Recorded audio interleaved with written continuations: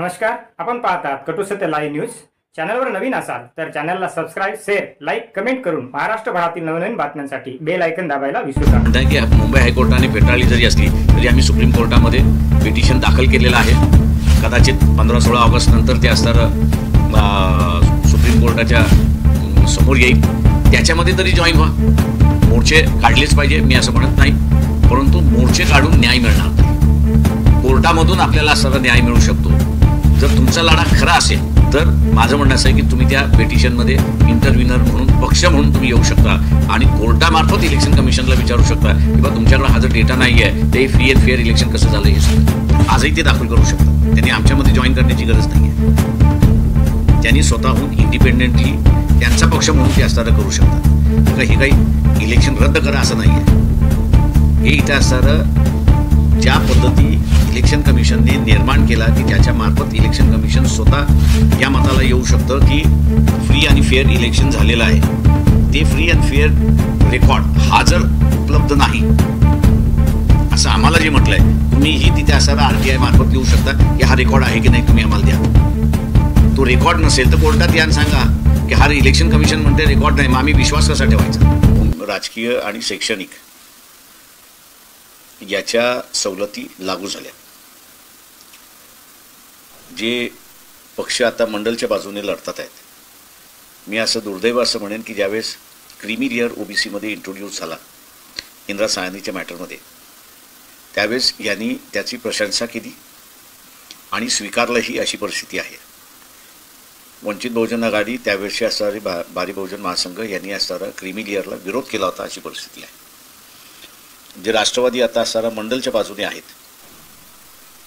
विलासराव देशमुख ज्यावेळेस मुख्यमंत्री होते आणि आम्हीही मंत्रिमंडळात ज्यावेळेस होतो त्यावेळेस OBCच्या स्कॉलरशिपचा प्रश्न उपस्थित करण्यात आला होता. NCP मार्फत ते असणारा विरोध करण्यात आलं होतं. ते सत्तेमध्ये होते तरीही त्यांनी असणारा कधीही OBCना OBCमध्ये जे नॉन क्रीमी लेअर आहेत, आरक्षण मिळतं आहे, त्यांना स्कॉलरशिप आणि फ्रीशिप मिळावी याचाही त्यांनी कधी पाठपुरावा केला नाही आणि मंत्रिमंडळामध्ये कधीही त्या पद्धतीने निर्णय घेतला नाही. आता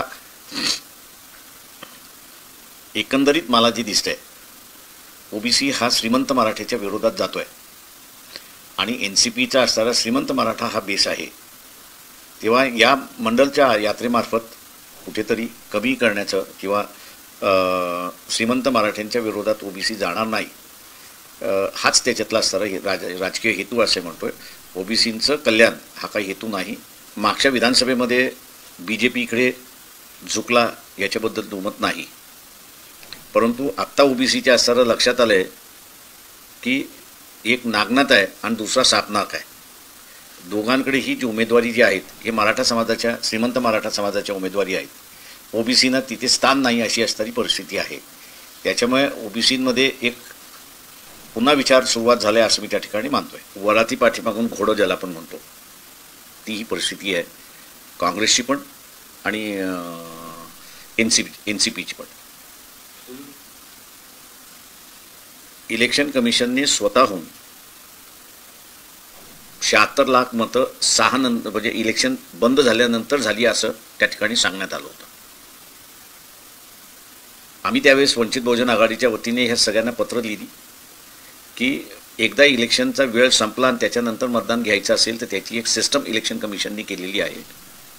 RTI खाली आम्ही असणारी जी माहिती मिळवली ती RTI खालच्या माहितीमध्ये असं त्यांनी म्हटलेलं आहे की 6 नंतर झालेलं मतदान जे आहे त्याच्या संदर्भातली कागदपत्र आमच्याकडे उपलब्ध नाही. आम्ही त्यावेळेस या सगळ्या पक्षांना म्हणालो होतो की आपण सगळेजण मिळून कोर्टामध्ये जाऊ आणि फ्री अँड फेअर इलेक्शन झालेलं नाही आणि इलेक्शन कमिशनला मतदारानेच मतदान केलेलं आहे हे समजण्यासाठी जी सिस्टम आणली होती ती सिस्टम त्यांनी पाळलेली नाही आणि म्हणून हे सर्व रद्द करावं. त्यावेळेस कोणीच आमच्यासमोर त्या ठिकाणी आलं नाही. का कोर्ट हे एकच व्यासपीठ आहे की ज्याच्यामध्ये दूध का दूध आणि पाणी का पाणी त्या ठिकाणी होतं अशी असणारी परिस्थिती आहे. दुर्दैवाने ती त्यावेळेस गेले नाहीत आणि आता फक्त असणारा बोंबलत बसतात आहेत अशी असणारी परिस्थिती आहे.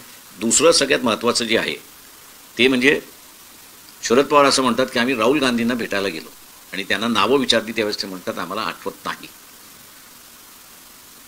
किती खोटं बोलावं याला तरी असं एक सीमा आहे असं मी त्या ठिकाणी मानतो.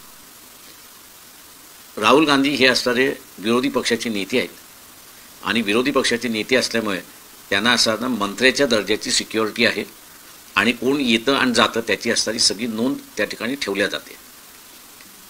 शरद पवारांचं स्टेचर बघता त्यांची नोंद होणार नाही याच्याबद्दल माझ्या मनामध्ये शंका नाही आहे. त्यांना येऊन जाण्यासाठी मुभा आहे. परंतु जे 2 जण घेऊन गेले असं जे म्हणतात आहे त्यांची पूर्ण एंट्री राहुल गांधीच्या घरी जे इंटेलिजन्स बसतात, रेकॉर्ड घेऊन बसतात, त्यांच्याकडे पूर्णपणे आहे. तेव्हा ती एक्स्ट्रॅक्ट तुम्ही ज्या दिवशी गेलात त्या दिवसाचं रजिस्टर म्हटलं, शरद पवारांबरोबर 2 माणसं कोण होती ती नावं येतात, ती नावं तुम्ही जाहीर करू शकता. त्याच्यामुळे असणारं सामान्य माणसाला तुम्ही फसवू शकता, पण जे राजकीय कार्यकर्ते जे आहेत त्यांना तुम्ही फसवू शकत नाही अशी असणारी परिस्थिती आहे. हा दावा खोटा आहे असं म्हणता येईल? मी खोटा म्हणणार नाही. बाजारामध्ये हे आहेत लोक की जे हे ऑफर देतात आहेत. माझं म्हणणं असं आहे की तुम्ही जर हे त्यावेळेस पोलिसांना दिलं असतं तर कदाचित त्या दोन जणांमार्फत हे शक्य आहे का अशी असणारी परिस्थिती आहे. मी मतदारांना एवढंच सांगतो की मागच्या 2019च्या लोकसभेमध्ये जे काही याचिका मी दाखल केली होती त्याच्यामध्ये आम्ही सिद्ध करत आलो होतो की जी चिप वापरल्या जाते ती रायटेबल चिप आहे, म्हणजे तिच्यावरती पुन्हा तुम्हाला लिहिता येतं. जे आहे ते इरेज करता येतं आणि त्याच्यावरती पुन्हा लिहिता येतं. तर का ह्या चिप्स एक तर जपानमधून येतात किंवा ह्या अमेरिकेकडून येतात. भारतामध्ये त्या मॅन्युफॅक्चर केल्या जात नाहीत आणि म्हणून या रायटेबल चिप असल्यामुळे जी 2 माणसं जी अप्रोच झाली असतील कदाचित त्यांना त्या चिपचा कोड मिळाला असेल आणि म्हणून ते अप्रोच झाले असतील असं मी त्या ठिकाणी मानतोय. त्याच्यामुळे हे मॅन्युप्युलेशन होतं का तर मी 2004 पासून असणारा बोलतोय की हे मॅन्युप्युलेट होतंय. यांना आत्ता स्वतःला ज्यावेळेस मोदी ॲक्शन घ्यायला लागलेला आहे आणि आपल्याला आता असणारा कारवाई आपल्यावरती होईल त्यावेळेस असणारं हे आवाज उठवत बसलेत अशी असणारी परिस्थिती जी आहे ती दुर्दैवी असं मी त्या ठिकाणी मानतोय. राहुल गांधींनी साहेब मतचोरीचा निवडणूक आयोगावर आरोप केल्याचं आपण पाहिलं. त्याच्यानंतर इंडिया आघाडीकडून मोर्चा काढला जाणार. माझं म्हणणं असं आहे की जिथे लढायचं तिथे लढायचं नाही. जे उदाहरण द्यायचं झालं तर जसा ट्रम्पचं मी सीजफायर केलं हे ज्यावेळेस आलं त्याच्या लगेच 24 तासामध्ये वंचित बहुजन आघाडीच्या वतीने स्टेटमेंट देण्यात आलं की ज्यावेळेस एका पाकिस्तानचे 5 पाकिस्तान तुम्हाला करण्याची संधी होती तेव्हा तुम्ही युद्ध का थांबवलं हे पहिल्यांदा सांगा. पाकिस्तान हे असणारं ॲक्सेस ऑफ टेररिस्ट आहे आणि ॲक्सेस ऑफ टेररिस्ट तुम्हाला संपवायला संधी आली होती. 25 वर्ष भारत त्याच्याशी असणारं झुजत होता. त्यावेळेस तुम्ही असणारं थांबवलं नाहीत का आहे हे ट्रम्पच्या पाठीमागे लागले. आणि आज आपण बघत असाल की जी भूमिका आम्ही 24 तासाच्या घेतली होती तीच भूमिका आज पुन्हा काँग्रेसने घेतली आहे. तुम्ही युद्ध का थांबवलं हे सांगा. त्याच पद्धतीने मी असं म्हणतोय की ज्यावेळेस आम्ही पत्र लिहिली तुम्हाला की आपण हायकोर्टामध्ये जाऊ आणि हायकोर्टामार्फत इलेक्शन कमिशनला विचारू की तुमच्याकडे कागदपत्र नाही तर हे इलेक्शन फ्री अँड फेअर कसं झालं हे असताना सांगा. या इलेक्शनवरती आम्ही विश्वास कसा ठेवायचा तो आम्हाला सांगा. आपणच म्हणता की 76 लाख मतं वेळ संपल्यानंतर झालेली आहे तर ते मतदारांनीच केलेलं आहे की आतमधल्या पोलिंग ऑफिसर जे होते त्यांनीच मतदान टाकलेलं आहे याचा खुलासा आपण असायला विचारू. त्यावेळेस कोणीच आमच्या बाजूने उभं राहिलं नाही. आजही माझं त्यांचं म्हणणं आहे की मुंबई हायकोर्टाने फेटाळली जरी असली तरी आम्ही सुप्रीम कोर्टामध्ये पिटिशन दाखल केलेलं आहे. कदाचित 15-16 ऑगस्ट नंतर ते असणारं सुप्रीम कोर्टाच्या समोर येईल. त्याच्यामध्ये तरी जॉईन व्हा. मोर्चे काढलेच पाहिजे मी असं म्हणत नाही, परंतु मोर्चे काढून न्याय मिळणार नाही. कोर्टामधून आपल्याला असणारा न्याय मिळू शकतो. जर तुमचा लढा खरा असेल तर माझं म्हणणं असं आहे की तुम्ही त्या पिटिशनमध्ये इंटरव्हिनर म्हणून पक्ष म्हणून तुम्ही येऊ शकता आणि कोर्टामार्फत इलेक्शन कमिशनला विचारू शकता की बा तुमच्याकडे हा जर डेटा नाही आहे ते फ्री अँड फेअर इलेक्शन कसं झालं हे सांगा. आजही ते दाखल करू शकतात. त्यांनी आमच्यामध्ये जॉईन करण्याची गरज नाही आहे. त्यांनी स्वतःहून इंडिपेंडेंटली त्यांचा पक्ष म्हणून ते असणारं करू शकतात. कारण हे काही इलेक्शन रद्द करा असं नाही आहे. हे इथं असणारं ज्या पद्धती इलेक्शन कमिशनने निर्माण केला की ज्याच्या मार्फत इलेक्शन कमिशन स्वतः या मताला येऊ शकतं की फ्री आणि फेअर इलेक्शन झालेलं आहे. ते फ्री अँड फेअर रेकॉर्ड हा जर उपलब्ध नाही असं आम्हाला जे म्हटलं आहे तुम्हीही तिथे असणारा RTI मार्फत लिहू शकता की हा रेकॉर्ड आहे की नाही तुम्ही आम्हाला द्या. तो रेकॉर्ड नसेल तर कोर्टात या आणि सांगा की हा इलेक्शन कमिशन म्हणते रेकॉर्ड नाही, मग आम्ही विश्वास कसा ठेवायचा. कारण का दोन निर्णय आहेत सुप्रीम कोर्टाचे एक मला वाटतं 71-72चा आणि दुसरा असणार 90च्या दरम्यानचा आहे, की ज्याच्यामध्ये त्यांनी असं म्हटलं की इलेक्शन कमिशन, आणि जे माझ्या अंदाजानं आत्ताच्या काही दिवसाच्या बातमीमध्ये आपण असं बघितलं असेल की संविधानाच्या या संदर्भातली चर्चा ज्यावेळेस चालली होती, तो एका माजी चीफ जस्टिसने एक हे सांगितलं होतं की इलेक्शन कमिशनला लगाम लावणारा कुठलाही कायदा नाही, आणि त्यालाच अनुसरून त्या 2 सुप्रीम कोर्टाच्या जजमेंटमध्ये होतं की इलेक्शन कमिशनच्या डोक्यात आलं की आपण आता वाईट करायचं तर एक डिक्टेटरसुद्धा निर्माण करू शकतात, किंवा त्यांना पाहिजे त्या पक्षाच्या विचारसरणीचा पक्ष सत्तेवरती आला पाहिजेत त्या दृष्टीने ते असणारं कामकाज त्या ठिकाणी करू शकतात.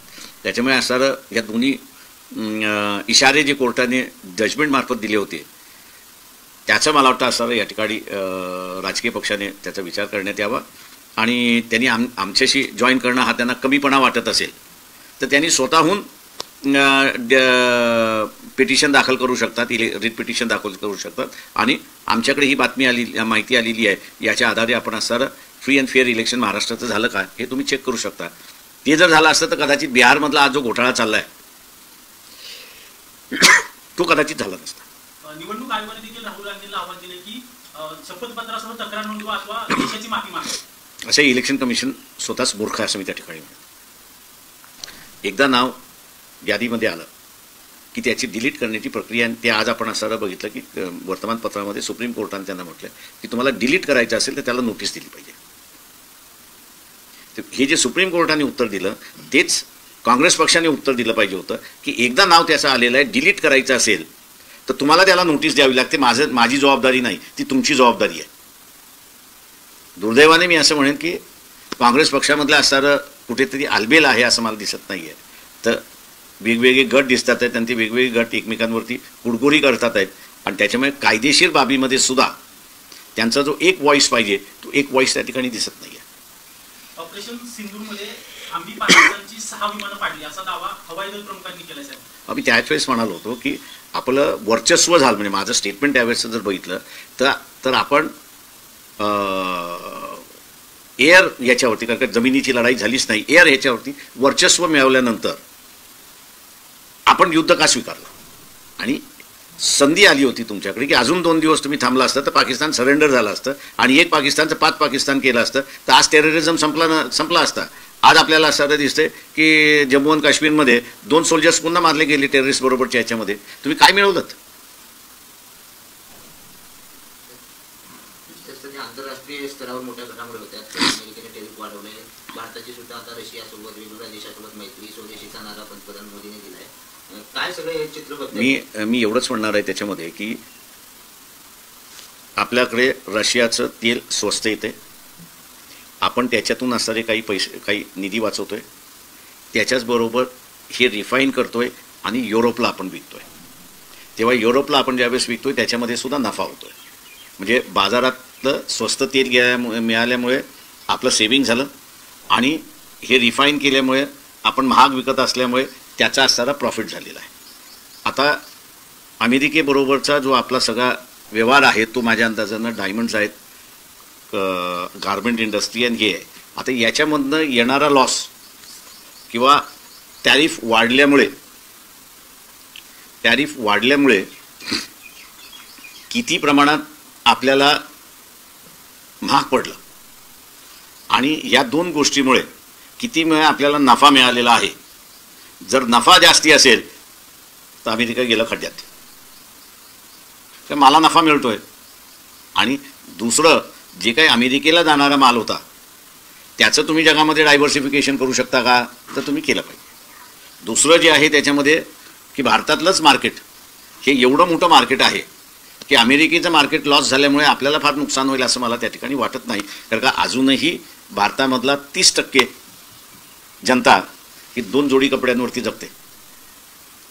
त्याच्यामुळे 30% म्हटलं म्हणजे अमेरिकेच्या 10 टाइम्स बायर क्लास इथे आहे. फक्त त्याला तुम्हाला असणारं पर्चेसिंग पॉवर त्याची वाढवली पाहिजे, आणि त्याची पर्चेसिंग पॉवर वाढवायची असेल तर माझं सरळ म्हणणं आहे की महाराष्ट्रासारखं राज्य जे आहे याच्याकडे प्रचंड मोठ्या प्रमाणात निधी येतो, आणि तो टॅक्सेशनचा निधी नाही तर EGSचा निधी आहे. तो जर डिप्लोमॅटिकली आणि इकॉनॉमिकली वापरला तर अमेरिकेने जे काही बंधन घालायचा प्रयत्न करते ते त्याला नॉटवरती आणता येतं अशी असणारी परिस्थिती आहे. भारत अमेरिकेचे जे पंतप्रधान मोदी आणि ट्रम्पची मैत्री, त्याच्यानंतर त्या दोघांची निवडणूक या सगळ्यामध्ये दुरावा झालाय असं म्हणायचं का? फक्त हे दाखवतात? नाही, माझं पहिल्यांदा एक म्हणणं असं आहे की व्यक्ती म्हणून कधीही फॉरेन पॉलिसी बघू नये किंवा देशाच्या संबंधाशी बघू नये. अमेरिकेबरोबरचे आपले संबंध 1950 पासूनच बिघडलेले आहेत, आज नाही. 62च्या युद्धामध्ये आपण बघितलं तर आपण विमानं मागितली हाय अल्टिट्यूडची, ती विमानं आली नाही.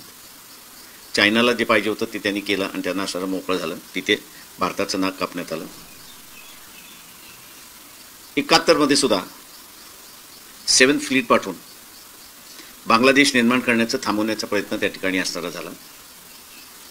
एवढी वर्ष टेररिस्ट अटॅक पाकिस्तानमधून येत होते तरी पाकिस्तानला मदत करण्याची अमेरिकेने थांबवलं नाही, अशी असणारी परिस्थिती आहे.